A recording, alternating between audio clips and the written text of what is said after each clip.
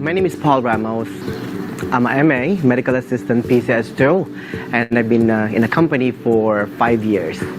I choose to work in AHF to carry the heart and soul for my dad, my late dad. He was diagnosed with HIV and AIDS. Every time I see a patient, I know that he's looking over me and he knows that I did it for him. Buenos días, mi nombre es Zoraida Jiménez y soy la manager de práctica de la oficina de Falls Church en Virginia. So what has surprised me more about the company culture is my immediate manager taking her time to really train me one-on-one, making sure that I understand and I do the job that I need to do to succeed in my role. Hi, my name is simply Sandy. I'm a non-medical case manager here at the K Street location. I chose to work at AHF because it is a phenomenal company. The company allowed me to spread my wings, if you will. They allowed me to continue doing what I love to do, and that's serving the public. I feel as though we are a family, and I could not do what I do by myself. My name is Domini Demaro. I'm the office administrator for the Temple Hills AHF location. I choose to work for AHF because I like to give back to my community. My favorite thing about working with AHF is how much the organization gives to the community, how they help our patients, help them grow, the tools that they give them that our patients can't find at any other clinic. The thing that surprised me about working for AHF, which I enjoyed, the teamwork, the employees, it's a really great work environment. You look forward to actually getting up and coming to work. AHF is one of those companies that I will say that really looks out and really cares about their employees. My name is Sade. I'm a technician here in Baltimore, and I work with AHF because I really enjoy taking care of my patients, and I like their mission statement of being patient first, of putting patient care over profit, and getting our co-pays as close to zero as possible. I love that part.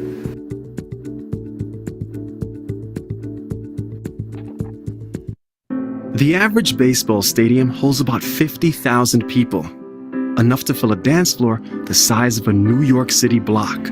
It was also the number of people in the US who became HIV positive every year since 2003. Then, something happened. One by one, we said, enough is enough. Instead of waiting for a cure, we took action. We got tested and retested. We talked to each other, and we talked to healthcare providers about HIV prevention options. People living with HIV started treatment right away and stuck to it, which can prevent the spread of HIV through sex. New infections went down, but we still have work to do. So let's all do our part and keep fighting, because together we can all help stop the virus. Find out what you can do at helpstopthevirus.com.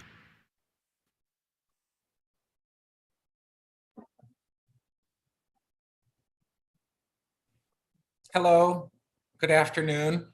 My name is Vincent Slatt, he, him. I'm a gay man. Today we're talking to you from Washington, D.C., which is on the ancestral land stolen from the Piscataway and Nacotchtank peoples who were slaughtered and dispossessed by white colonists. I'd like to welcome you all to this OutWrite 2022 panel, The Power of Story. Today's Sunday, August 7th. I volunteer as the Director of Archiving with the Rainbow History Project, and our mission is to collect, preserve, and promote an active knowledge of the history, arts, and culture of metropolitan Washington, D.C.'s diverse LGBTQ+ communities. That can only be accomplished if our collection, volunteer corps, and programming reflect and represent the full diversity of those communities and their allies.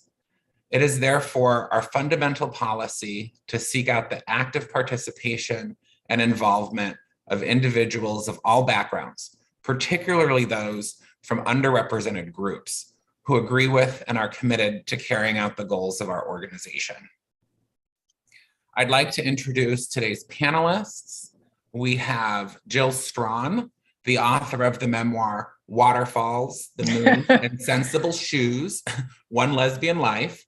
The book is for sale at the OutWrite DC 2022 portal at bookshop.org.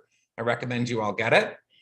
DC resident since 1977, Jill Strachan has been active in the arts community in various positions, including the executive director of the Capitol Hill Arts Workshop, a singer and general manager for the Lesbian and Gay Chorus of Washington, D.C., and the LGBT Arts Consortium.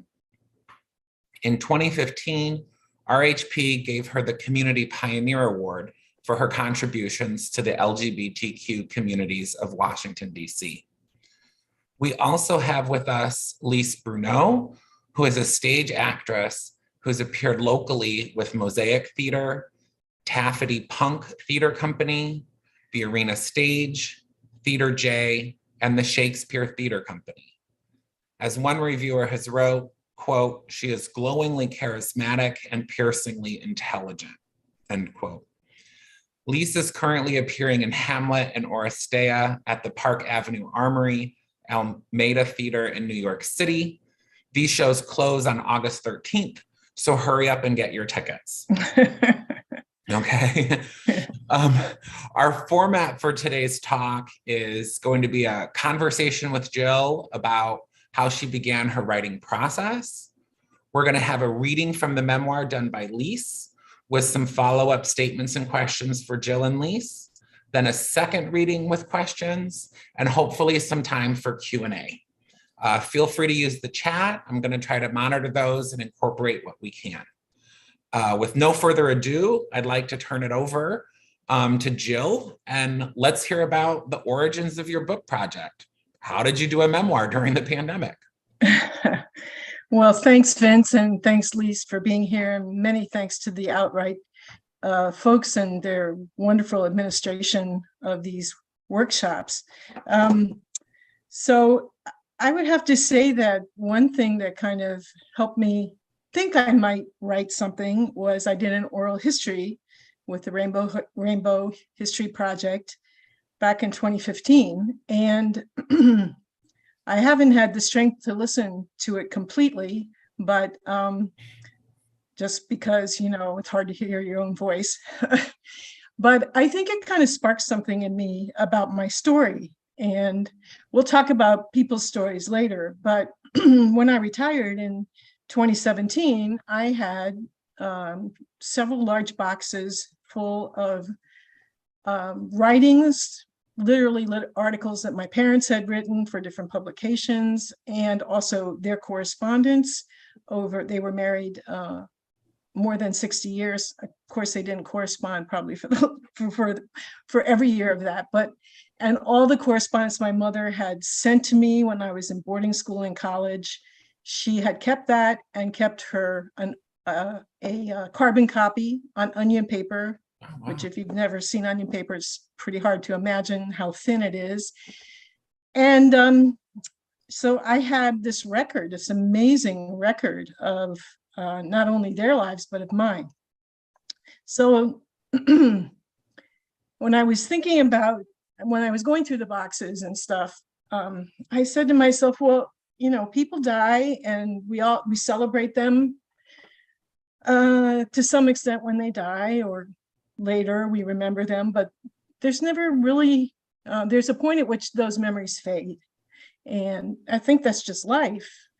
So yeah, and in my case, I didn't know my grandparents at all. I think just given when I grew up and the fact that my father was born in England and came to America.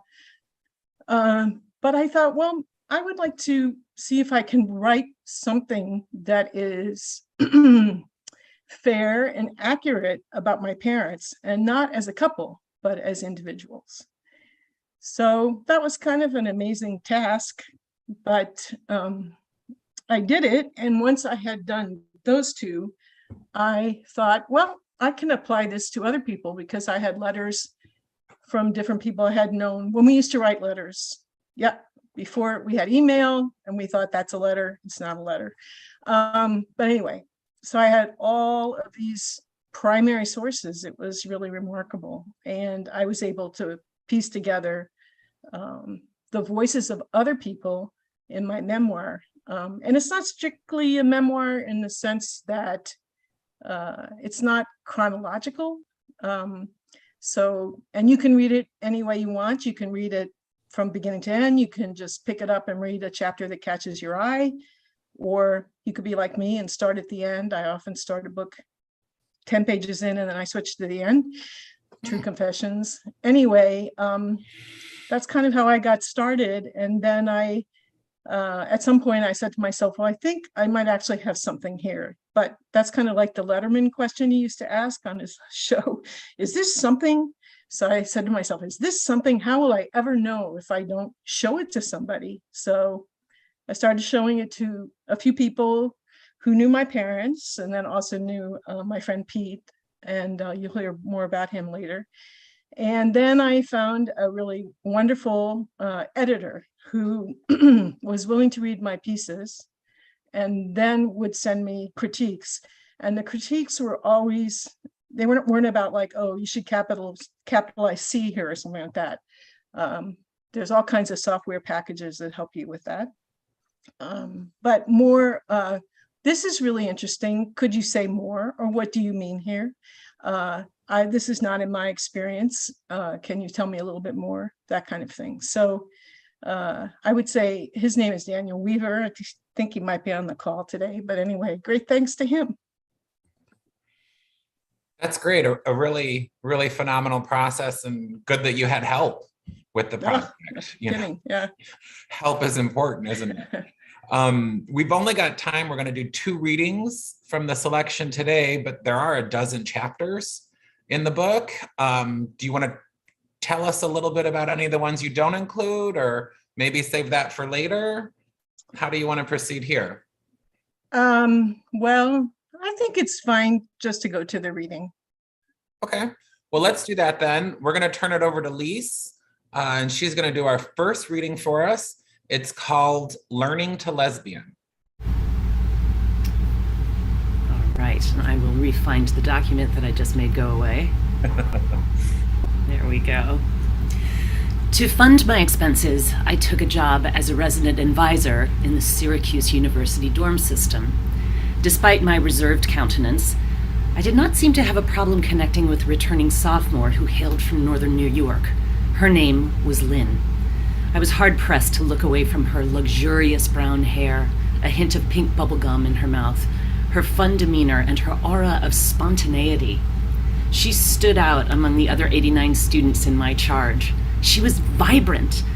Without apology, she put her cigarette out in her yogurt. Holy moly, for some reason that was exciting, and something I would never have done, even if it had crossed my mind. Lynn asked me one evening, when I was keeping her company at the hall monitor table at the top of the steps, "Have you ever thought about being a lesbian?" I sensed danger, and she replied without hesitation, awkwardly and defensively, "I don't have to jump off a bridge to know what that feels like." Considering subsequent events, we have laughed about that exchange many times. Months after beginning a relationship with Lynn, Jill writes in her journal, "Sometimes I am amazed at how easy it was for me to make this radical change. Easy, natural, and oh so right, that I can't believe that loving a woman, loving Lynn, has anything at all to do with neuroses, with hating my father, with being disappointed in my sexual encounters with men, or that it is a condition, definitely with a capital C, which has to be cured." December 5th, 1974. A few months later, ever the aspiring academic and in a bold personal move, I looked up Lesbian in Syracuse University's Byrd Library. The card catalog revealed several titles, no more than 5, including The Ladder, the first nationally distributed lesbian publication in the United States. Published from 1956 to 1972, it was the primary communication method for the Daughters of Bilitis, the first lesbian organization in the US. And there's a lovely footnote here from Wikipedia. Bilitis was the name of a fictional lesbian contemporary of Sappho. The name was obscure, and its use by the Daughters of Bilitis allowed for a cover for their activities. All right. The latter's message was that women loving women were not alone. I did not have sufficient daring to subscribe to the latter. My personal mail was not private in the dorm since work-study students distributed the mail. I did venture each month to Achilles, as we called it, the lefty bookstore on Marshall Street, to pick up a copy of Off Our Backs, a radical lesbian newspaper published out of Washington, D.C. One of my first temp job assignments in D.C. was at a think tank. My supervisor for the week was Carol Ann Douglas, whose columns I had read in Off Our Backs. I was in awe of her confidence and position. For the 5 days of my assignment, I tried to find the guts to come out to her, but failed. In 1970 Syracuse, Lynn and I continued the search begun by the Daughters of Bilitis for people like ourselves and for sisters who might be simpatico. We did not know any. I did not always like nor trust the few lesbians I met, nor did I cleave to the lesbian culture that was revealed in underground newspapers and magazines. I encountered intense emotional reluctance as I made my way. I longed to embrace Lynn, but was much slower to take up the lesbian subculture, which included rules and edicts that were alien to me. As a brownie, I had flown up to become a Girl Scout. A similar ritual beckoned to me as an inexperienced lesbian, although it was much more uncomfortable to contemplate. I seriously worried that I would have to sleep naked in the woods under the full moon with similarly déshabilled women to prove my lesbianism. Non-monogamy seemed to be the preferred social status and practice for many lesbians. A symbolic badge of courage awaited the lesbian who ceased to shave her legs and her underarms. Hairy armpits indicated a lesbian who leaned to the militant side of things, sometimes characterized as granola. She often had short hair, too. Lipstick lesbians, who had a later coming out, eschewed the dress-down attire that many of us adopted as a uniform and lavender clue to others like us. Later she writes, I contemplate going to the lesbian feminist meeting tonight.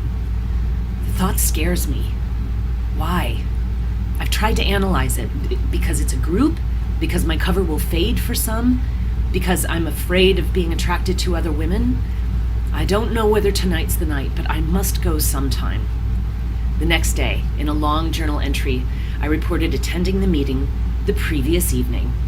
It's hard to imagine what made me so nervous about going in the first place, although today it seemed dreamlike that I had been there. The group is highly political, and if I were to become a regular, I think it would be difficult to retain any anonymity. They were friendly, but not effusive. Once again, the short hair. Once my initial nervousness faded, I relaxed and enjoyed the humor. I want to make sure that my life is open, if only because there are men in the world, and no matter what I do, I'm going to have to continue to deal with them on at least a superficial level. Somehow, I found it easier to deal with the male world today. But back in Syracuse, Lynn and I were merely searching for women who were like us. Lynn had her ear tuned to the lesbian grapevine, which alerted her to a bar outside Syracuse called the Laurel Tree. During the week, it was the Sportsman's Inn. Lynn suggested we check it out, and I hesitantly agreed, not knowing what to expect.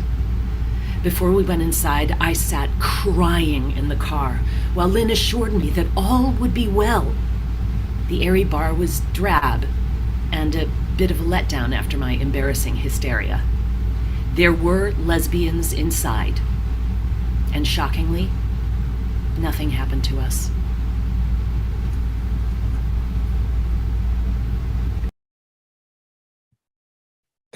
That was great, Lise. Thank you so much for reading that for us. Wonderful writing, Jill. Thank you. I think that's great. I love your description. I want to remind people that we're talking about the mid-1970s. right? The early 70s when you were learning to become a lesbian. Can you tell us a little bit about how you wrote that piece, what you've learned about being a lesbian, how those things look differently today? What are your thoughts? Very interesting question, I have to say. I think it helped me to have my journals, for sure. Also, Lynn and I are still friends, really good friends. So I asked her to read the chapter that's in, and she did. So that was kind of an affirmation. But I think I had put to rest kind of my fears of being a lesbian.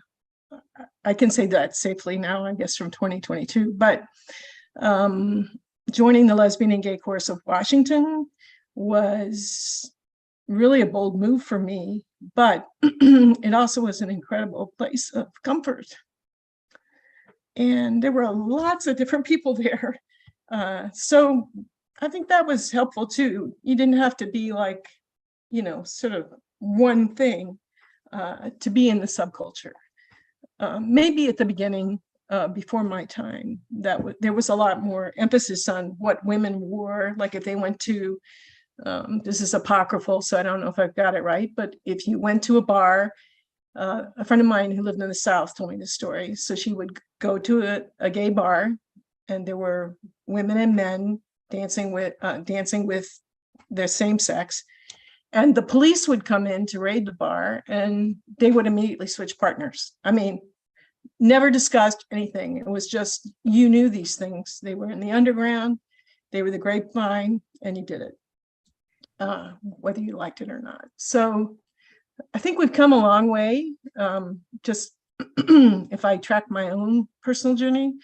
But there are still lots of issues, particularly for young people coming out, and these horrible laws against transgender people, and in particular, the governor in Florida, whose name I really don't want to use, but his don't say gay bill. Well, you know what? We got to be saying it. We got to be saying it everywhere.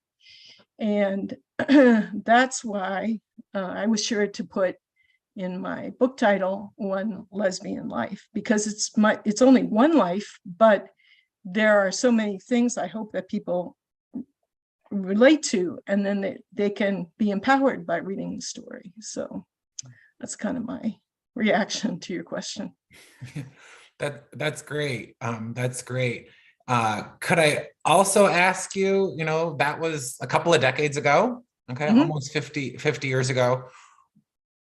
Is there any thought or advice that you would give to a young Jill or Lynn, looking back at it now, or to any young women in those same positions nowadays?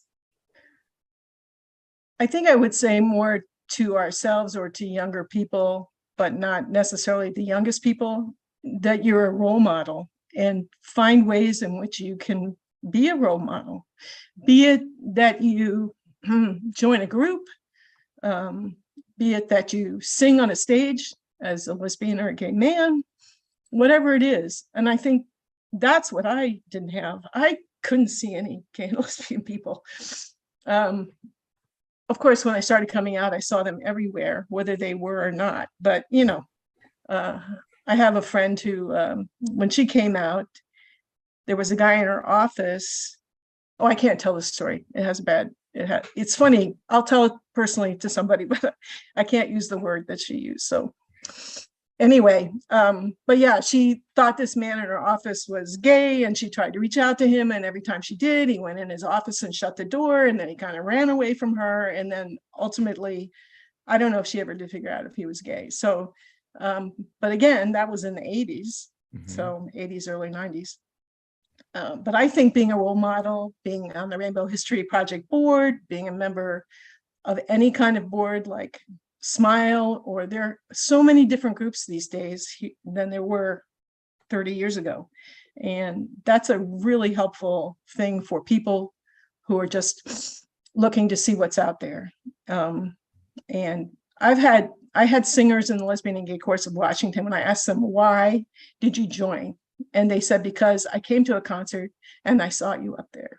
Not me, but all of us. Yeah, that's great. Really powerful. Thank you. Lise, can I ask you, do you have any thoughts about what Jill has shared or your perceptions of the text? Wow, yes. We've never so discussed it. We've never discussed it. I was in a play with a lesbian couple very early on in my career. And first of all, the lesbians come out. Man, when they hear there's a story about them, they show up. But there was a palpable sense of relief and joy of like, this is my story. That's me up there. And that's one of the things that I think is so important about this panel and what we're talking about is that we need stories about people like us as much as we need stories about people that aren't like us. We need to recognize an element of ourself in the journey of whoever the story is about, and we need to be exposed to people that are unfamiliar. And I think I'm so grateful for people like Jill who had the courage and have the courage to tell us who she is and clear the path for folks that need that example, and for folks that need to go, oh, she's got her arm around a woman. Oh, I could do that. And I am just so grateful. I'm so grateful, Jill. Thank you. That's great. I think that's great. And I want to just highlight what you said, Jill, about we should all be role models. And that's good behavior for us to model for other people as role models. I think that's really powerful. Thank you very much. I'd like to remind the participants that you're free to add any questions or comments that you have to the YouTube chat. Feel free to throw stuff in there and we gladly respond to those as well. If you're ready, Lise, maybe we want to do the next reading or take a second with it. Sounds good to me. Okay. Let's launch in. The next one is called Pete and Me, an excerpt. On January 14th, 1987, in a funeral home on the west side of Chicago, I said goodbye to a friend who had died 3 days earlier. His name was Peter J. Meehan, most often called Pete. I had expected to know him all my life. We met through music and laughter, singing in Blackfriars, a University of Chicago musical theater group. He was a sweet Polish-Irish Catholic gay man who emerged from a closeted life. He and I were friends, then briefly lovers, and finally something beyond either category. He never fully disclosed himself to me. We were close, capable of being silent together. We might lie together at night, stroking the other in the most soothing way. We fit together, fulfilling no conventional understanding of male-female relationship. We took our comfort where and when we found it, not always understanding its source or our own needs. Pete and I had a joking pledge that when we were in our mid-40s, if neither had found a partner, we would marry each other. He never made it to 40, much less 45.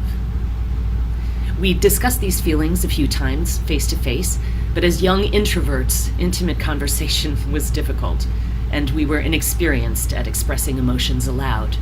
Instead, what we wrote, Pete in his letters to me and me in my journal, revealed the depth of our feelings. Thinking alternatively brought confusion and distress, with little hope of acceptance from friends and family, not to mention one's own self. What words were available to describe what we meant and could mean to each other? Could we possibly create a lasting relationship? In a letter to Peter Biela, my confidant from high school, I sought advice. This Peter grew up in California, and he had been a receptive, thoughtful listener. It was easy to tell him about my feelings. He responded to my tale. I more or less subscribe to the religion, try to avoid mindfucks. Pete sounds like an attractive, warm, and sympathetic total mindfuck. Diagnosed with pneumocystis before anyone, inside or outside the medical profession, knew much about AIDS, Pete told his parents in one labored breath that he was gay, and in the next that he was dying. A social worker stood in his hospital room to assist in his telling. This was the same hospital room in Chicago where nurses and technicians wore yellow rubber gloves and left his food outside the door, in fear of him and his disease. In December 1985, I made a day visit to Chicago from Washington, D.C., where I lived. Lying in a hospital bed, Pete looked awful, his tiny frame significantly diminished, and his sweet skin taken over by huge purple Kaposi sarcoma splotches and tumors that turned his handsome looks grotesque. His appearance alarmed me and tugged at my naivete, which was shaded by a bit of Florence Nightingale complex that made me think my visit would be significant and helpful. I am ashamed even now to write that I could not overcome my repulsion to this physically altered, strange-looking man who had always been attractive to me. I only managed to touch him in a distant way by rubbing his feet as I stood at the end of his bed. He smiled at me as though his weakness and the phenobarbital haze. Several months on, he wrote, I think I never did let you know how much I appreciated your visit while I was in the hospital. Pete's aspect, however strange and shocking to me at first, would become depressingly recognizable over the next decade as other friends became ill. He spent a terrible last year. There were few community services for AIDS patients, and he was alone most of the time. At his Catholic funeral with open casket, the priest made no mention of Pete's young age nor of AIDS.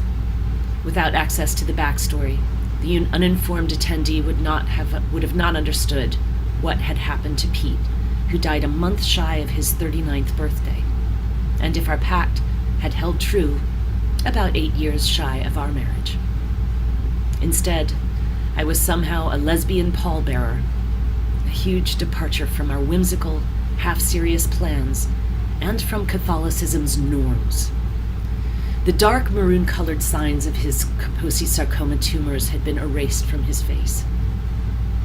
I understood for the first time that people may ask for an open casket to forget the visual ravages of disease on loved ones. I was outraged and furious that the Catholic Church would resolutely and dutifully remember Pete and others like him without mentioning his youth and what had taken him away. A conspiracy of silence propagated by family, mortician, priest, and even me reigned over Pete's death. I have rarely found peace in what is said on these occasions. On that terrible day, my upbringing helped me to behave, but my silence covered my stoked anger. Do not go gentle into that good night. Old age should burn and rage at close of day. Rage, rage against the dying of the light. Dylan Thomas. I was to sing and hear these words many times in the next 5 years. They are a license for anger, and anger is necessary for change. Pete's birthday was February 26th. He was half a year older than I, and has been dead now for over 3 decades.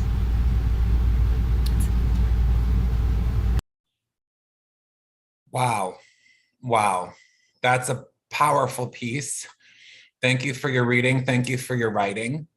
It can be really emotional to talk about our loved ones, especially the AIDS crisis. What would you like to tell us, Jill, about this piece, about Pete?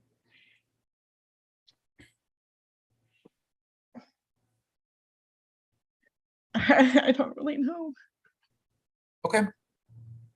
And it's okay not to know. Yep. And it's okay to be emotional all of these years later. It really is okay. I'd like to take the floor for just a second and say that it was important for me to hear this piece. And I was glad that Jill was interested in including it. When we talked about having this panel, I, for a long time, have wanted to engage with OutWrite and to have more discussions around writing narratives related to the AIDS crisis and how it affects our communities. It's still going on. AIDS has not been conquered yet. We saw in the promotional video before we watched this the importance of testing and battling the virus. If we could too, I'd like to just highlight the fact that AIDS did not only affect the male community. Right. As we see here, it's a big part of many lesbians' lives. And we know that lesbians took serious roles of leadership during the AIDS crisis, not just here in Washington, but across the country and around the globe. Is there anything that you, Lise, or you, Jill, would like to say about lesbians and the role of AIDS in the lesbian communities? Well, I think that, thank you for saying that. I think a lot of people don't know what happened. And of course, there were ignorant lesbians who didn't understand why they should be caring about the disease. And that's always the case, right? It takes a while for people to figure these things out. And I don't know, I used to deliver for Food and Friends as a result of my experience with Pete. And so here was my ignorance. I delivered mostly in Northeast Washington, sometimes in Southeast. And I delivered, I would say 85% to African-American men who were not, their families were not often aware of what was the matter with them. And sometimes the instructions would be that you would get from Food and Friends when you picked up your delivery, something like, don't ring the bell, leave the food outside. It was in a big paper sack, because so-and-so is not out. And that happened a number of times. And I would say that given my delivery route, I hardly ever delivered to a person who was not an African-American man. And I guess when I started, I thought I would be certainly delivering to African-American men, but also white men. And that was really the exception in my case. So that was an eye-opener for me. And then to learn that women were also contracting AIDS through very different means, that became a whole nother issue or part of the issue. And so I don't know about everything that happened in DC, but definitely it was a learning experience for all of us. The dental dam. The wonderful dental dam. Yes, right. So I was in San Francisco. I was living in San Francisco from 82 to 97. So I was there for a lot of what was going on there. And when I started to see what was happening in the gay community with the AIDS epidemic, I hooked up with a group called Stop AIDS, and we would distribute condoms and safe sex materials, and try to encourage people to get tested and to practice safe sex. And when I walked into my very first meeting, it was half lesbian, like definitely. There were probably 12 people that were getting ready to go out on the streets and go out on Polk Street and Castro and the areas where there was lots of hustling and lots of dangerous sex practices. And it was like half of us were there, were the girls, with some really creative ideas about how to keep safe sex from being boring. We had some very exciting discussions, but yeah, there was a lot. I mean, obviously, the San Francisco community just united around this.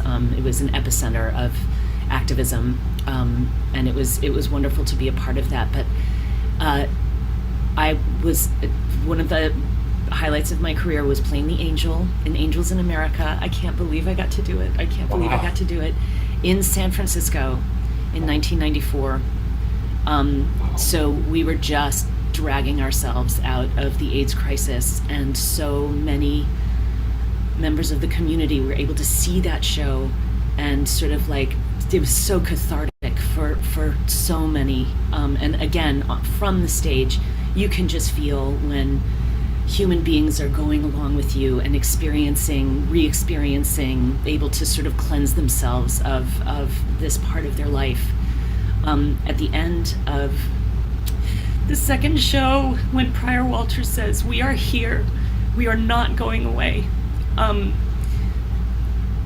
it just brought the house down, and the audience was clapping for us, and we were clapping for them, and like the only time in my career, it's just been this circle of, yes, we are all here, we are all human, we are all together, we can share our stories, we can learn from each other, and we can remember our experiences with love and forgiveness and understanding. That's such powerful narratives. I'm so glad that you're both willing to share those with us, and that you remember those times. Yeah. I myself was growing up in those times. I grew up near Ryan White. And so a lot of my experiences were only hearing the horrible stories. So when I hear the unity and the support that ladies like you were providing the community, it really, changes what I thought of it. I'd like to comment too, how Jill referred to the African-American community here in DC, the Black gay men. A lot of times we only see in our cultural depictions white men suffering from AIDS, and those images of KS scars and things like that. We very rarely see images of Black Americans suffering from AIDS. So I'm glad that we mentioned that. And as a group of white people talking about this, I think it's important that we mention that our Black friends also suffer the most in many ways. So thank you very much for incorporating this conversation about AIDS into our discussion of One Lesbian Life. I think that's really powerful, and I appreciate you doing that. That concludes our second reading for today, and now I want to open it up to hear more from the two of you about the power of writing our narratives. Our panel is called The Power of Story. So I'd like to hear your thoughts on the importance of writing your stories, getting women's narratives out there. As Jill had referenced earlier, Don't Say Gay is the current attack on our communities. And what do y'all think? How do we respond? Well, I want to throw this in before we get started on the political stuff, because the political stuff is going to be hard to come back from with Miss Strain, because girl has important things to say. Charlotte Rampling is a wonderful actress who really chooses to take on roles where she makes curious decisions, where her behavior is such that we don't necessarily recognize it right away. She'll make really odd, bold, courageous, sometimes frightening choices. She'll choose roles where that's happening. And in interviews, she says, one of the things I think is important is to make people feel less lonely. That very often our behavior or our impulses are something that we have not seen in the outside world, and you immediately think that that's wrong. And even if they don't hurt other people, you immediately assume that if you've never seen it before, there's something bad. And so she has just taken on the mantle to be like, you are not alone. You are not alone, which I think is so wonderful. So true. Well, harkening back to the beginning question you asked me, how I felt now, and I would say I still feel really angry about what happened with AIDS. Just angry. And now we have monkeypox.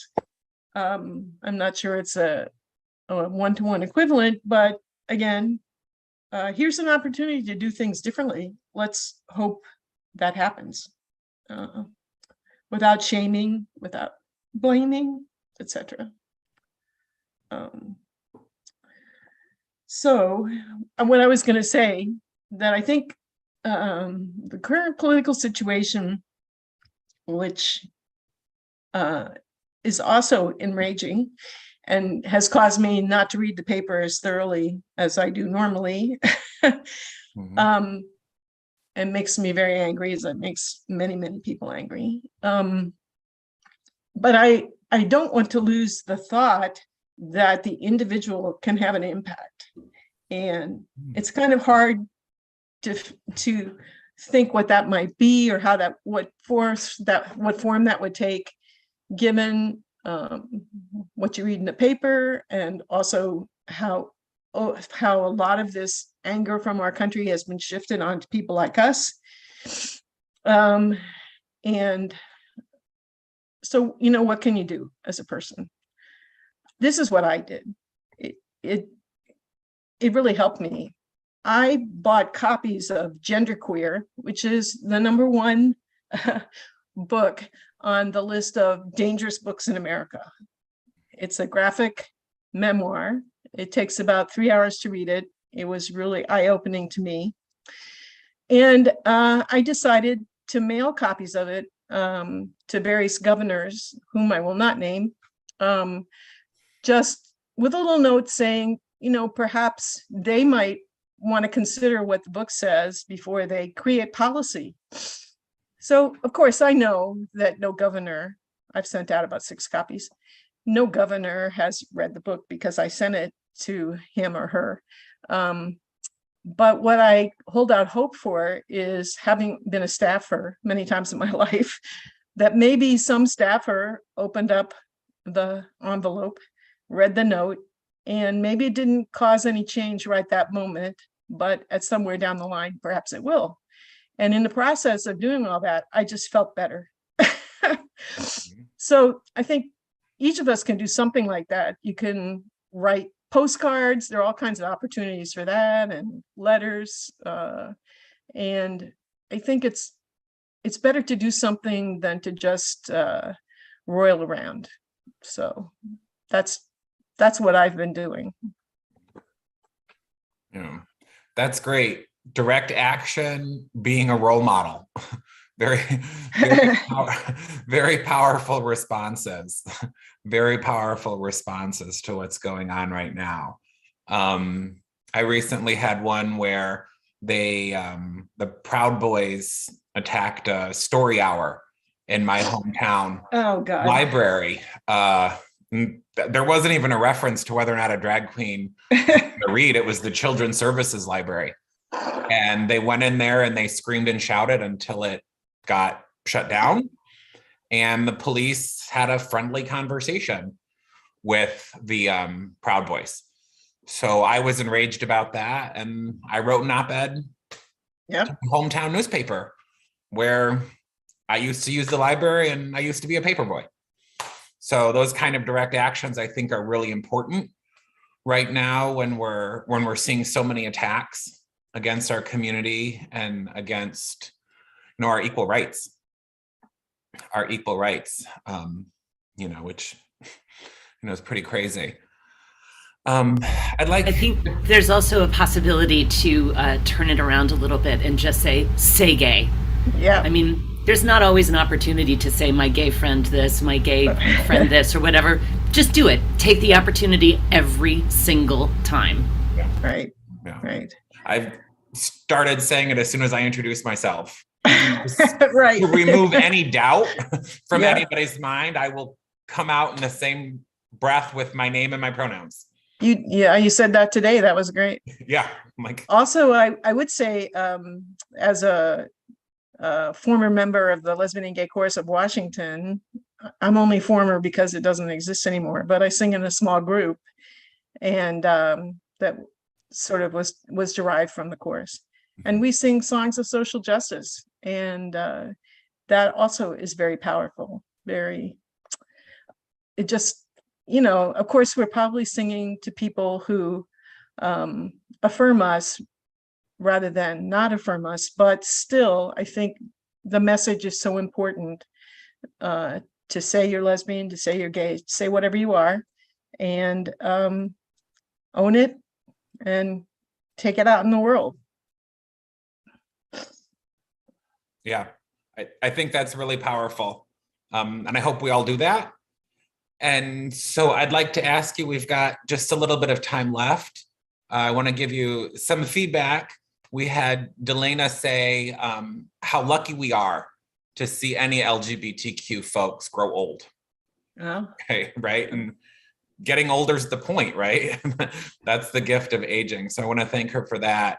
And Dennis really likes your writing. And he says, the passages seem to go from the innocence of the first encounter to the very difficult maturity to deal with the passing of a loved one. So that's well done. Thank you, is what he says. Those are great pieces. The book itself does have 12 chapters in it. We've only read 2 excerpts today. Is there anything in the other ones, Jill, that you'd like to give a little tickler and tease people that they should go and read about? well, if you happen to be a former member of the Lesbian and Gay Chorus of Washington, you might enjoy the chapter I wrote on consensus, which is how the LGCW operated. That's, I have to find the number. It is, why can I not find it? Oh, Enter with an Open Mind, which is the next to last chapter. And if you're a friend of Fred Fishman, he is featured in the very last chapter. So those are just 2 little ticklers. If you want to know the impact of sexual harassment, there's a chapter about my experience in the Department of Religion in Syracuse, which happened before there were actually rules about sexual harassment. So that's also interesting. So, And if I can just say, on like a much more superficial level, Jill had a fascinating life. She lived all over the world. She grew up in several different countries. She had tremendous experiences at boarding school that I think can speak to a lot of our feelings of loneliness and fear when we were kids. So it is also just across the board a really wonderful read. And the fact that she sort of pulls it out of this correspondence and her journal writing, it just holds it together in such a fascinating way and reminds us of the beauty of the written word, and that kind of pen to paper communication, which I think, is we're losing very, very rapidly. So it's a super fun read. That's great. thank you, Lise. What an endorsement. Well, and since Lise brought it up, can you tell us a little bit, Jill, about growing up as part of a third culture and being around the world? That's so interesting because just recently I started to learn a little bit more about being a third culture kid, which I definitely was, but I had not heard the terminology really until pretty recently. So I grew up with my diplomatic parents, and my sister. Sometimes she was with us, but she's 9 years older, so she went to college long before I did, obviously. And I was born in Greece, Athens, Greece. My father said it was because of the Greek olives, because they had been trying to have a second child for quite a while. And my mother ate a lot of Greek olives. Who knows if that's true? And from there, he lost his job during the McCarthy era, and finally he was reinstated in the government, and we went to Pakistan, and then from there we went to Egypt. And then when I was in college, my parents were posted to Sri Lanka. It was called Ceylon then, and I visited there 3 times. So I have quite a love of travel, and enjoy seeing new places, or traveling with my partner Jane. We sometimes go somewhere and put down a little anchor for a couple of weeks or a week or 2, and then we kind of do day trips from there. That's one of my favorite things, because then you sort of have a routine, and you can almost believe you belong to the community, although you don't, obviously. But so that's kind of how the most early part of my life was. Wonderful. want to hear more about it. And I want everybody to listen to your oral history recording. So that'll be easy enough to do. Anybody that wants to can learn more about the Rainbow History Project by checking out our website. That's rainbowhistory.org. You can get in touch with us at info@rainbowhistory.org as well. We'd be glad to help you out. We've got just a couple minutes left, so I want to turn it over to Lise and back to Jill to say, do you have any last comments about how people should be writing their stories and getting their stories out there and why that's important? Well, I'm happy to talk to anybody about my process and listen to yours. I'm really happy to do that. I also wanted to thank Metro Weekly, because they did 2 issues in which they devoted a great deal of space to OutWrite, including this past Friday. They published the piece that Lise just read, Pete and me, and it's presented really quite beautifully, I think, in terms of the artistic quality of it. So I can't say enough about how important it is to tell your story, even if you don't make a book of it, even if you don't do an oral history, which you should. But whatever you do, it'll be enlightening to you personally. And if there are things in your past that you want to resolve, you can write about them. Maybe they won't get completely resolved, but it's good to attempt those things, and just meet lots of people, or read a lot of nonfiction, a lot of memoirs. They're just never ending, and you'll see yourself in them. You'll see things that you like, things you don't like, but they can really shape your self-image and also what you might write or record. So, and the Rainbow History Project does an amazing job. So keep them in mind when you're writing donation checks. That would be great. They put every dollar to work, and I think they're rebuilding their website now, right? Yeah. So anyway, they're just really terrific, and I'm sure they would answer any questions that you had. Thanks, Jill. Thanks, Jill. And I'll just throw in, so I am not a creator, I am an interpreter. I'm an interpretive artist, so I let you guys do all the writing, and then I sort of like bring it to people. And throughout my life, I have felt terrible.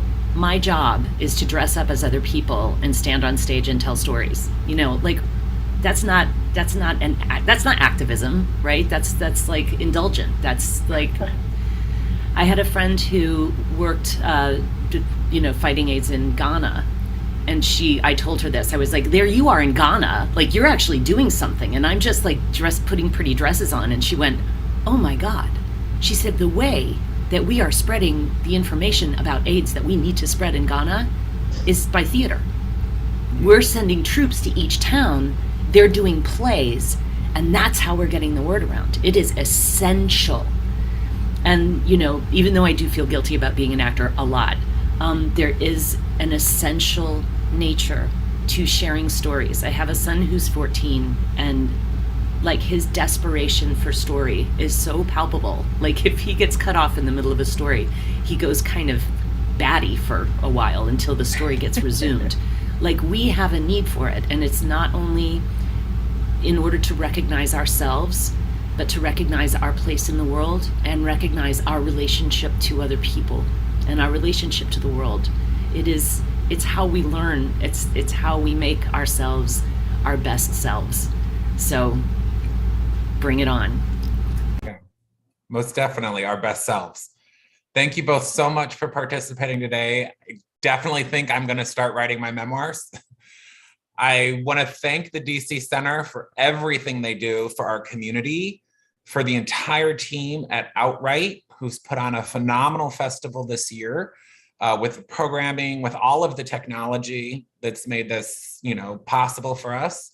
And I want to say thank you to our interpreters who have made this so much more accessible for everyone. We love the visibility that you bring in doing this work. It's important for everybody.